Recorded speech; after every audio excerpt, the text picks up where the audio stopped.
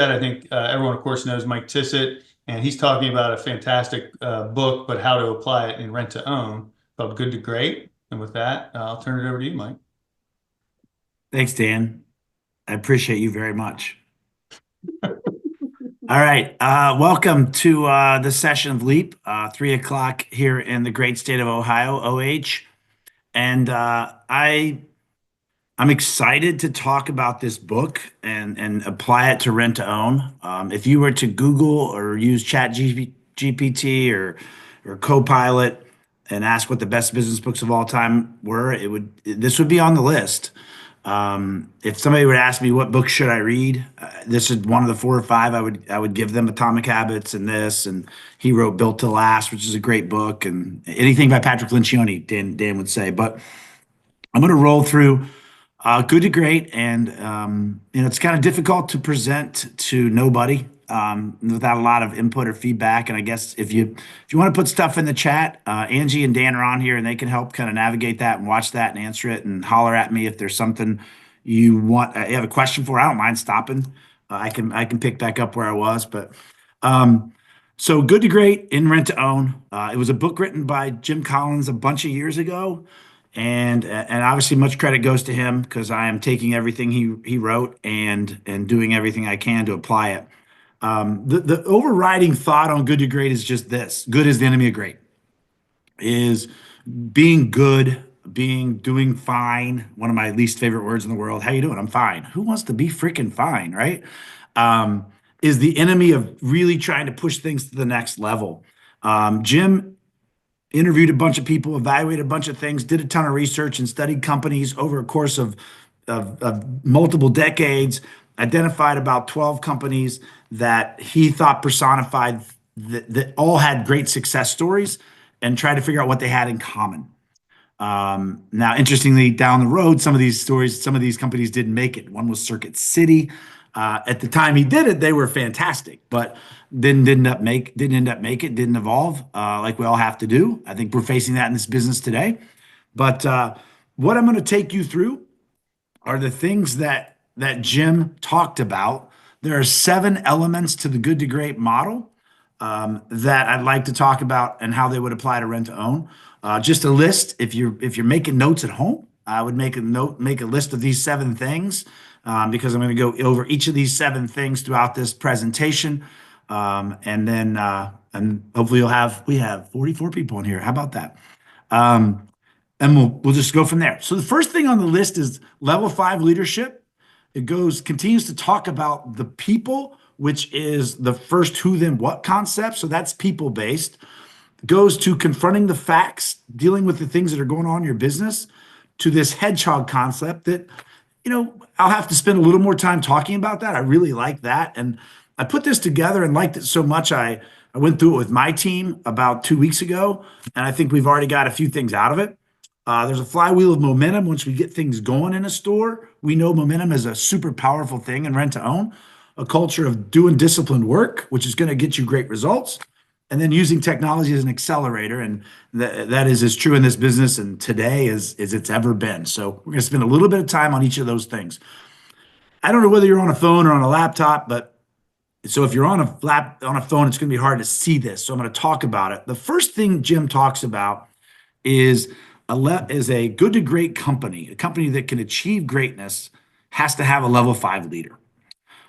This chart explains what he describes as level 1 through 5. And I'll read level 1 because I think it's kind of interesting. Highly capable individual, makes productive contributions through talent, knowledge, skills, and good work habits. Guess what, folks? That's what got you promoted. That's not what's going to make you a great rent-to-own manager, but that's what got you promoted. I believe that most rent-to-own managers in my company and folks that I've met in my travels across the country are level 3. A competent manager, organizing people and resources toward effective and efficient pursuit of predetermined objectives, right? Our objectives are this many rentals. Our objectives are this much profit margin. Our objective is this much % collected. Is closing at this on Saturday. That's what most good rent-to-own managers do. And so this is kind of the moral of the story: is how do you become a level 4, level 5? And to be a level 4, level 5, you have to become a hungry and humble leader. And that's hard. You have to stay hungry, even when it's good. Even when you've got a 500 customer store, it can be bigger. Even when you have $1 million store, it can be bigger. And you have to believe that. I mean, there's the story about Roger Bannister, right? Who was the first person to run a mile under 4 minutes. Was never done before. Nobody ever thought it could be done. He ran a mile in 3 minutes and 59 seconds. 46 days later, somebody broke that record.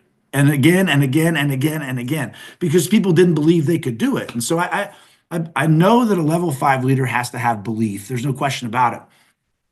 The other thing they have to be willing to do, and this is the humble part, is when something goes wrong, we got to look in the mirror. We got to say, what could I have done? What could I have done as a leader of this store to make it better? When something goes right, you got to look out the window and say, great job, Jimmy. Great job, Susie. Great job, Johnny. Great job, Karen. Not Karen Reed, but Karen. Great job, Karen. Anybody watching the Karen Reed trial? It's crazy. But you got to be willing to look out the window and you got to be able to give credit where credit is due. I also believe that level 5 leaders in our organization are leaders that have high expectations, want to achieve great things, but also couple that with high support. High expectations without high support is just mean spirited. I want you need to do this. You need to get the rentals. Like I've told this story before. There was a guy that was a regional manager of a big rent-to-own company that had an office next to me for years. And if somebody didn't hit their numbers, he would just go to them and say, "Can you save paper or plastic? Because if you don't get your numbers, you're going to be working at Kroger," which is one of the companies on Jim Collins' list, by the way. But we need to have high expectations of our team, but we also need to have high support. We need to provide the support they need to achieve their goals. Other thing I like to say is, as a manager in my organization, your name goes on the door. Got that idea from Ron and Jonathan Rose and Richard, their dad, and implemented it, and it's their store. And there's been many times I brought the manager out to the front door and said, "Whose name's on the door?" It's your name on the door. You're the one that has to run this and take charge and be responsible. It may not be your fault, but it's your problem. May not be your fault at that store, but it's your problem because you're the manager. And so that humility and that will that you have to achieve high goals is the level 5 leader that Collins talks about that drove Kroger's and Circuit City and Walgreens and a lot of these companies. But it's also what I know will drive a store from 300 to 400, 500, 600, 1,000, 1,500 customers, all of which is possible. We know that. The second thing is still on the people side of it. The people side of it that drives companies from good to great is first who, then what. Is first who is your team? What seats are they in on the bus? Should they be on your bus? All of you have heard hire slow, fire fast. In our industry, at this time and space, we do the opposite. We had to terminate a manager today. I don't hate it. I hate everything about it. He wasn't surprised. That's our rule, right? That's our rule. Just, as long as they're not surprised and we've given them all the information, we've followed through with everything, then it's what has to happen sometimes. And sometimes people aren't a good fit for our business and they need to go work somewhere else or be promoted to customer. And we have to be willing to do that because we have to have without the right team, without the right who's, if we don't have the right who's, then we can't even talk about renting and collecting because we don't have the people that want to do it. In the book, Collins talks about a genius and 1,000 helpers. I think that's a manager that is just insecure. A manager that wants to be the one that knows everything, that wants to be the one that controls everything, that wants to be the one that makes all the decision. If you are managing a store and it's like, "Hey, Dan, hey, Dan, hey, Dan, hey, Dan," if they call you 15 times on your day off, it's a genius and 1,000 helpers. And it is absolutely restricting your growth. I've seen it hundreds of times in 28 years. Maybe one of the biggest shortfalls in stores that stay good and can't grow is a manager that has to have this control and they're not willing to give or empower other people to have a really good seat right in shotgun, right? And the who's have to be folks that you feel like they're in your foxhole. Everybody should in their stores or in their organization have somebody to the right of them, somebody to the left of them, and somebody maybe taking a few bullets for them. You need people in your foxhole on your team that are going to help you achieve the goals you want. Because without that, again, you're on your own. And you can only go so far on your own without question. Um, every manager, for every million, you need a manager. There's more opportunity to grow stores than many folks believe. And you can only scale with people. You can only scale with people, and you can scale with technology, and we'll talk about that later. And so we believe we have store managers, obviously, sales managers, collection managers, service managers. And as the stores get bigger, we have those jobs. We don't have those jobs in new stores, or as stores get bigger, we add those. But we don't, there's no way we can hit big goals without adding those core foxhole people. Other thing I have on this slide is there's three jobs. And this gets back to really identifying the right people on the bus, and are they in the right seats on the bus? To be successful in this business, you have to be able to rent, collect, or deliver. And if you can't rent, then maybe we try you at collections. And if you can't collect, then maybe we try you in delivery. If you can't deliver, then you got to go work somewhere else. And I think we oftentimes keep moving people around to try to, because we like them, when sometimes the best thing for a store is a few dead bodies. Probably it's just true. And so we got to have the right people on the bus before we can even talk about anything we want to accomplish, any of the discipline work, like I talked about a few months ago, are compelled and committed folks. Like, if you don't have a team of compelled and committed folks, there's no way you become great. There's no way, whatever great is for you. If great is, you want to have a bigger staff, or you want to have 500 customers, or you want to have $1 million store, or whatever, that only happens by having the right people on your bus, and hopefully a bunch of foxhole people. This is probably my favorite part. This is probably the part that I think connects best with rent-to-own stores. We have to be willing to confront the brutal facts. There's lots of stories in here about the Stockdale paradox, where a guy was in a concentration camp, and he was willing to confront really what was going on. He was able to survive it because because of the way he dealt with it. But in our business, a lot of times we ignore the facts. We excuse away the facts. I heard one this morning. Why didn't we rent a lot last week? Because it was raining. Really? It was raining. Because it was raining. Rain. In order to identify the facts, we got to ask more questions. We have to ask questions about what is going on, and what happened here and what happened here. We got to be comfortable with a little bit of silence.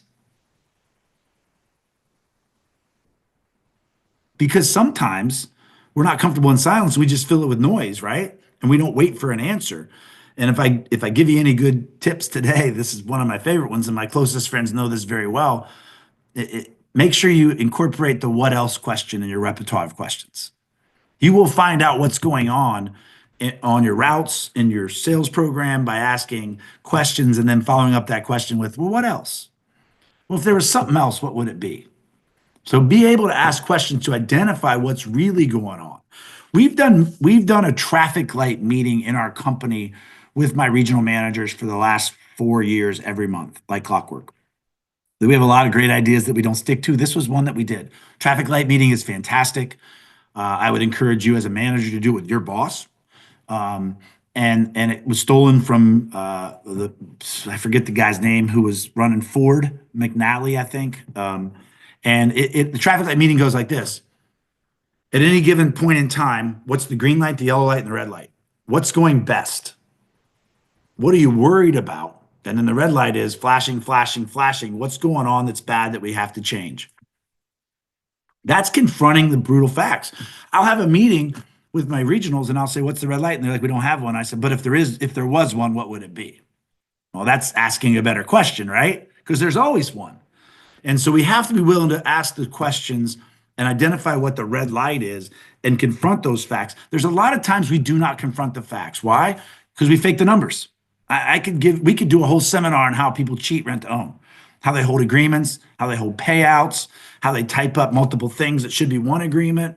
All those things that we do to try not to confront the brutal facts is a horrible mistake. Eventually you get caught. But more importantly, we're not seeing real numbers, so we know what to do next.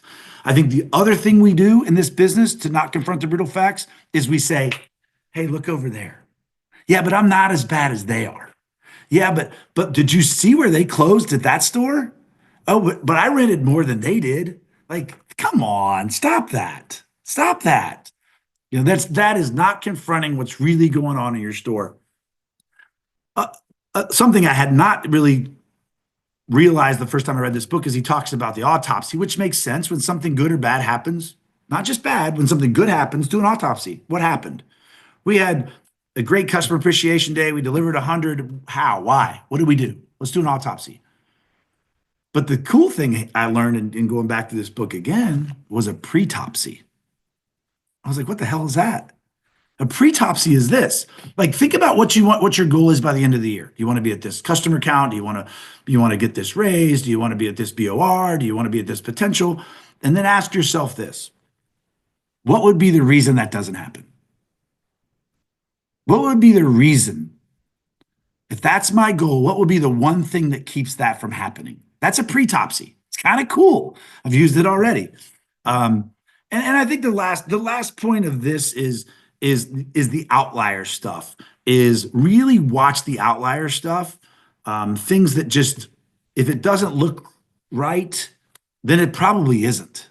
Again, I think it's so easy for us to explain that away, and we need to be careful doing that. And I would also say, in our company, we talk about creep. And I think we know when something's starting to become a red light. That's why we talk about yellow lights. We want to make sure the yellow never becomes red. And the earlier you're willing to confront the brutal facts and the more honest you're able to be with those brutal facts, the more willing you're going to be able to deal with them. And the quicker you deal with them, the better you're going to be.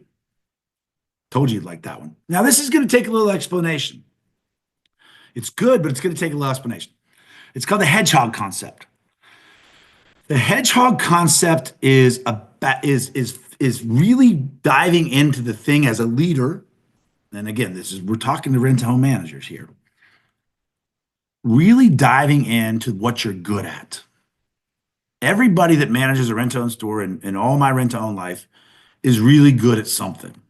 Maybe they're not a level 5 yet. Maybe they're a level 3, but they're a great renter of things. Or they're a great collector of things. Or they're great at inventory. Or they're great at marketing. Or they're great at Facebook. Do more of that. What these circles show on this chart, if you're able to look at it later or now, what are you passionate about? What do you love to do? Well, I'm passionate about rent to own, right? I think we're lucky that we get to do rent to own. I think that, and I'll go back to the bus thing and the dead bodies thing. We're lucky we get to do rent to own. We're lucky we get to provide nice things for great folks. We're lucky we get to give people a chance to own stuff. And if people aren't aligned with that, they should go work somewhere else. Absolutely no question about it. I'm not afraid of saying that in my orientation. I'm doing another orientation to my new hires on Thursday. Like, if you don't believe in what we do, go work somewhere else. So know what you're passionate about in that store. Know what you can be the best in the world at. And then also know what drives your economic engine, which is what helps the store make money. I'll give you a couple examples. I have a great manager, been manager for a long time. Her name's Tamika Wall. She came to Albuquerque. She did a great presentation. She's the best in the world at getting back lost customers. The best in the world. I gave every one of my managers 100 lost customers to get back in April. They had a month to try to get as many back as they could. Some got 5, some got 7, some got 10, some got 12, some got 6. Tamika has now got 73. 73 out of 100. And my mistake I made is I've had Tamika working on things other than that, right? But when Tamika works on lost customers, she's the best in the world at it. And it drives the business and it makes her happy, right? And that's the thing. If we work on the things we love, then guess what? We're going to be happier and we're going to be a better leader. So you got to identify what your superpower, and you have to staff your store around that, right? You can't have a bunch of people that have your same skill set. Dan jokes about him being an introvert, and I am not. And someday we'll work together and realize we're a perfect combination because we're exact opposites, right? And so we have to make sure we staff our teams around our strength and their strength and their strength and their strength. But the more you as a manager can do the things you're good at and you love doing and drive your business, the more successful you're going to be. And the more successful the store is going to be. A couple other quick stories. It doesn't have to be, you can pick a little thing because I think this goes into what we're going to be talking about next is this momentum. Being really good at one thing translates into being really good at other things, right? We start to feel confidence. We start to feel really good about ourselves. So 2 years ago, we had a store. Auto pay was the rage in Rentone, right? Auto, we get everybody on auto pay. We get everybody on auto pay. We get everybody on auto pay. Oh my God, it's going to be change the world. We're going to get everybody on auto pay. And we did a pretty good job, but we had a store that did a great job. They were the store of the year in my company. Not because they got everybody on auto pay, because they got everybody on auto pay, and then they got better collections, and then they got better sales, and then they like, holy crap, we're really good. And they did better this and better inventory. It literally snowballs and it rolls like a flywheel once you. So I would encourage everybody, every store manager to pick something you want to be the best in the world at. It could be auto pay.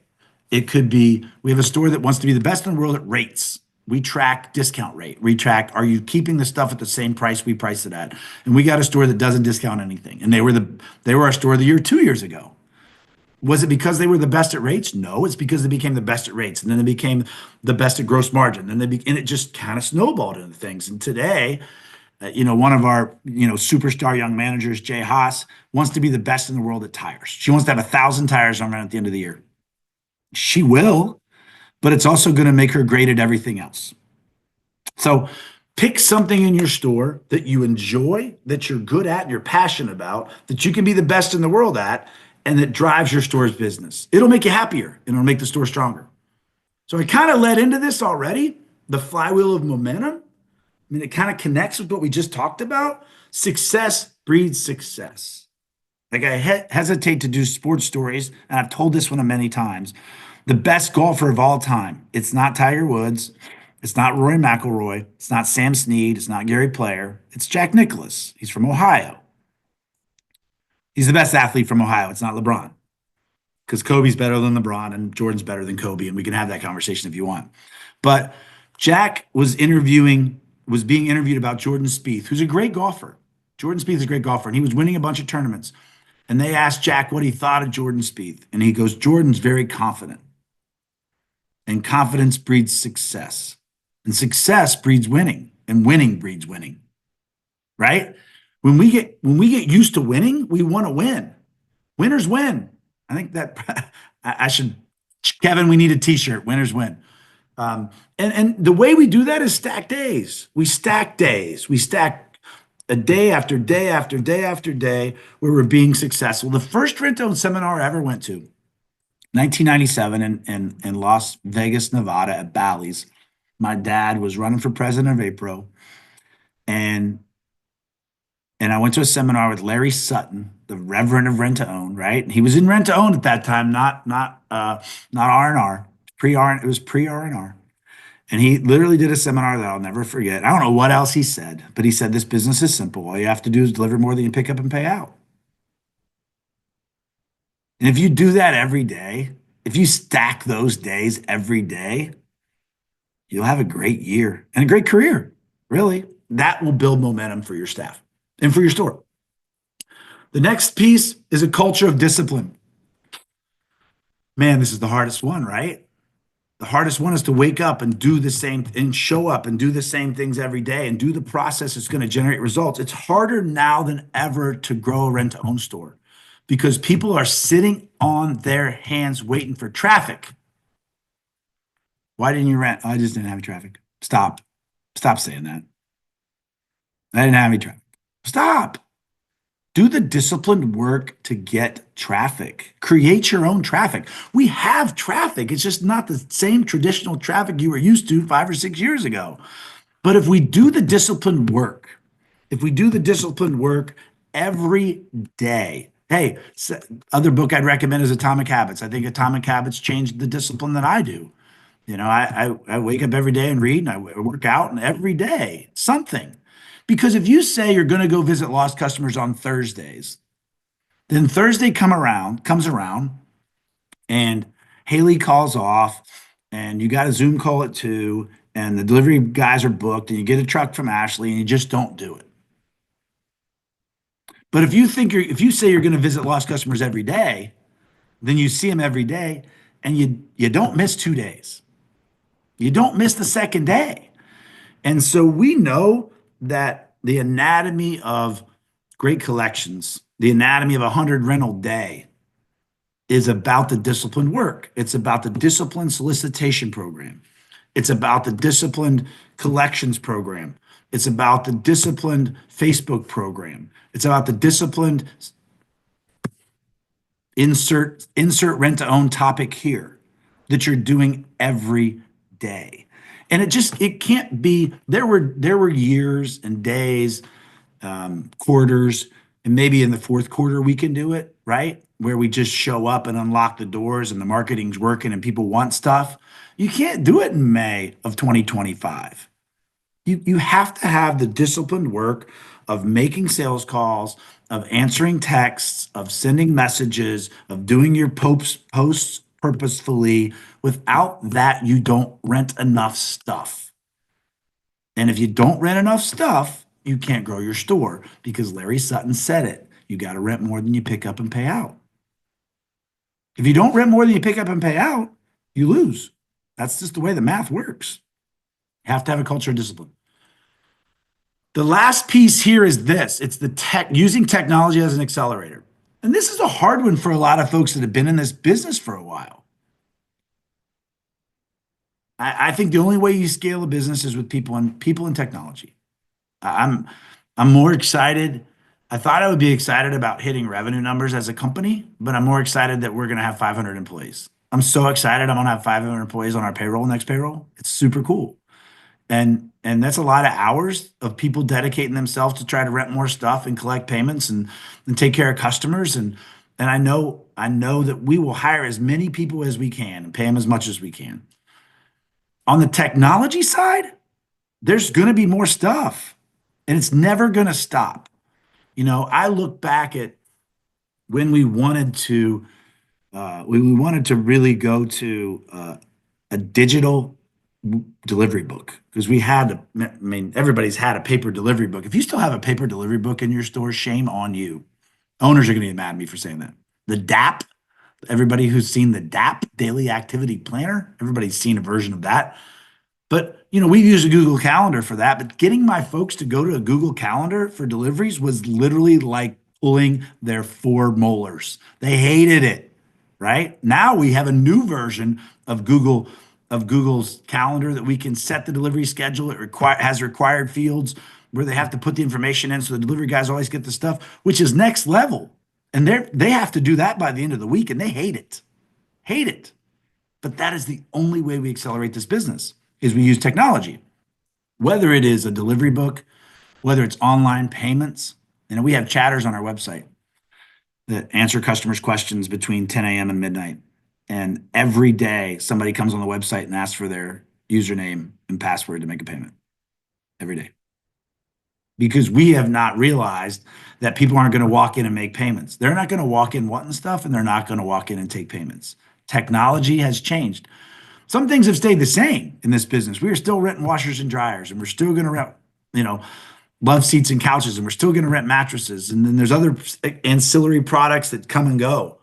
But we have to be willing to use technology. We have to be an early adopter of technology. There's people that adopt technology. Try doing a conversion of your rent-to-own software. Whether you've ever done one or whether you're planning to do one in the near future, it's torture. And people go into it because it's all new technology and they do it kicking and screaming. So as a manager, don't wait around and see if this new idea is going to stick. Be an early adopter of the technology. I would also stay curious longer. It's easy to take anything that's happening at face value, but you got to think of ways when you're in the weeds, when you're on the pavement and you're doing it every day. There's ways that we can use technology in the stores to be even better. And the best recommendations are always going to come from you guys. And just don't be afraid to say, have you ever thought about doing this, or could we do that? Or I learned something from 1-800-JUNK when I had them come pick up some stuff the other day, like how they did their technology and how they did their scheduling and all that stuff is I feel like I have to continue to shop, just continue to learn, just to continue to learn how people are doing things and how they're using technology.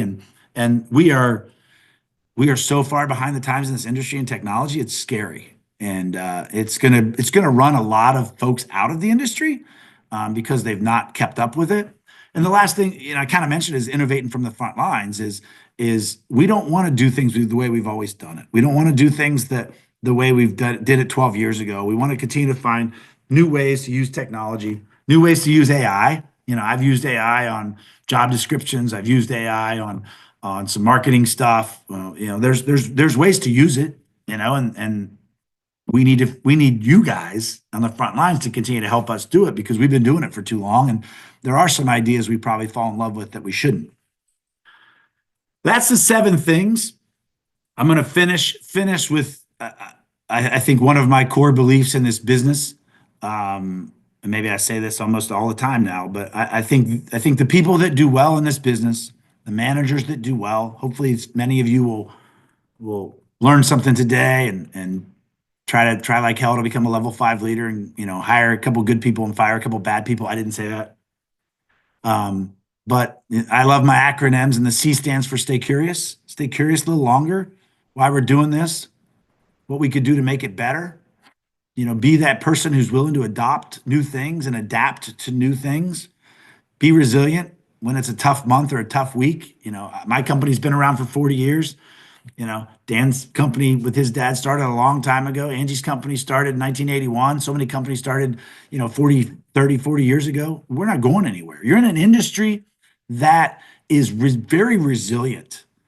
People asked me recently how the tariff's going to affect you. And I say, they won't. They won't. They never have. If things cost more, they'll cost more at retail and people will need our services. They won't.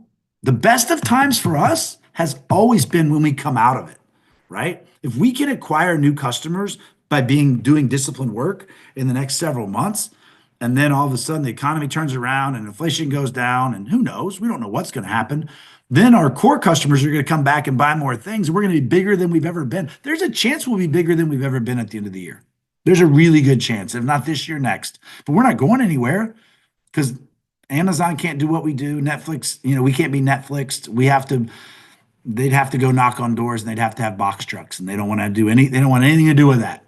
And the last thing is I would say have higher expectations. And I think that's the key to good to great.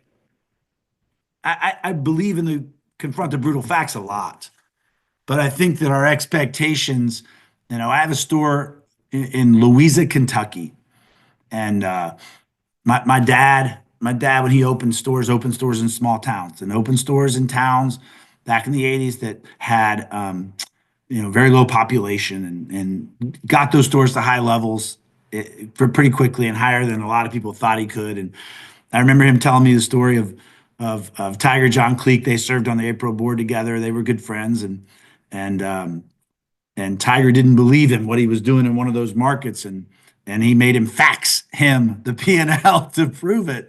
But I think it's important to have higher expectations because you can be great, whatever great is.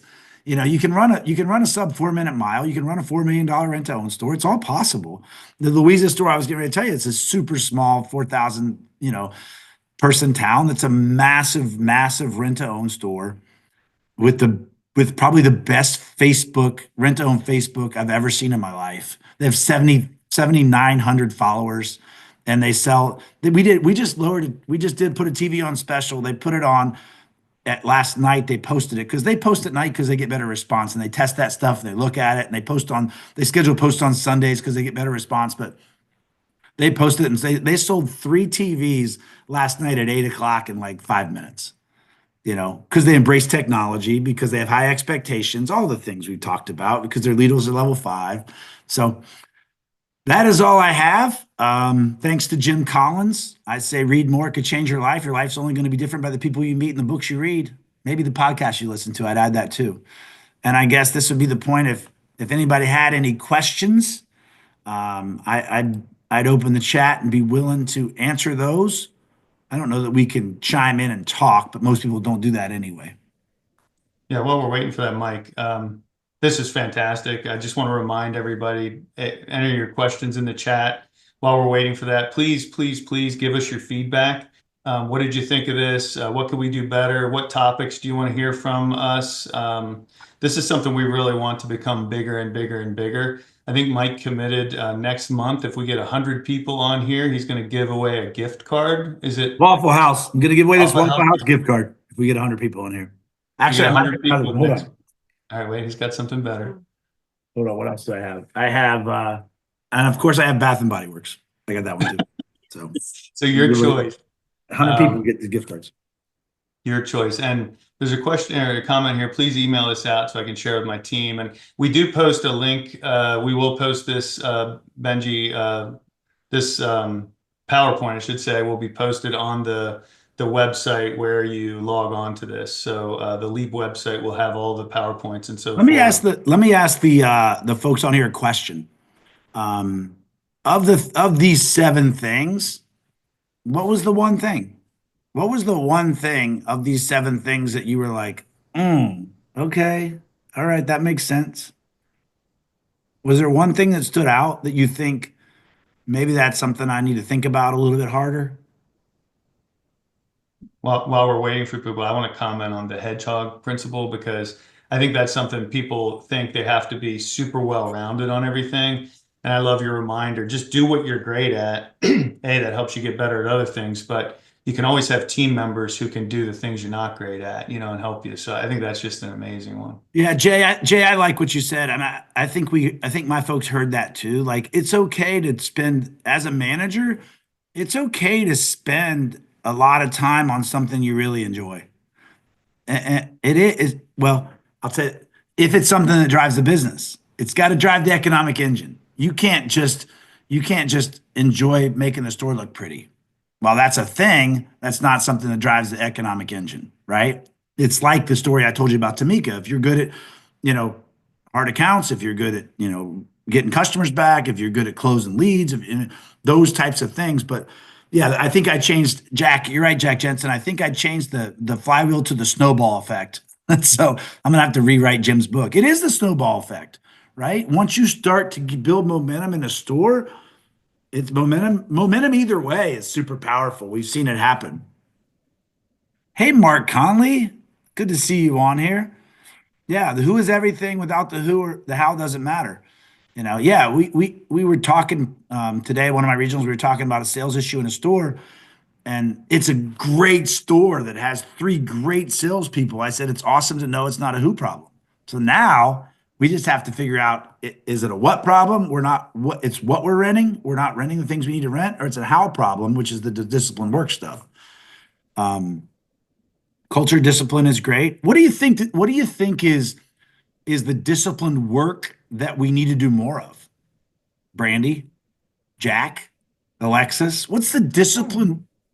Connecting to the internet. It looks like an issue with the router and Echo device, so try restarting them. Unplug both of them, then plug the router back in. Wait 30 seconds. Don't say the word ALEXIS when you have an ALEXA. What's the disciplined work we all know we need to do more of? Anybody? Yeah, I think if we could all raise our hands and say, we're never going to say, I didn't have any traffic, because you're not going to ever have enough traffic. You got to create the traffic.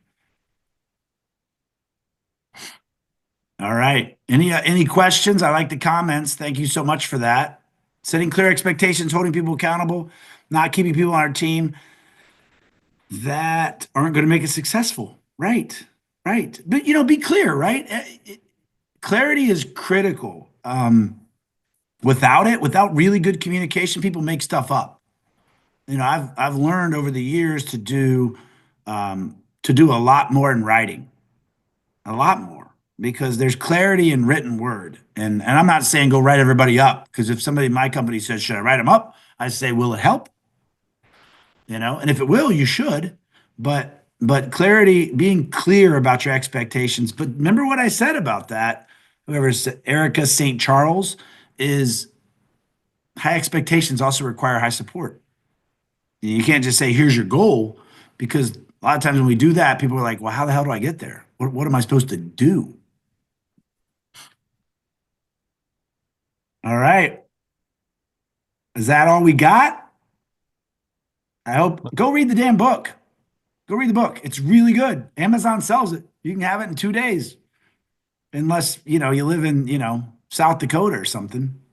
Adapting. Here's Michaela. Adapting with technology. Remembering I can schedule Facebook posts after hours. You sure can. Help create traffic. You'll get more response. Louisa, if you haven't followed the Louisa Rent to Own Facebook page, you should do it because it's next level. They really are incredible at what they do. But yeah, scheduling Facebook posts. I'm going to do a Facebook post tonight, and I'm excited about it. I'm going to do it about 9 o'clock at night to see what kind of response I can get because my washer broke. Right.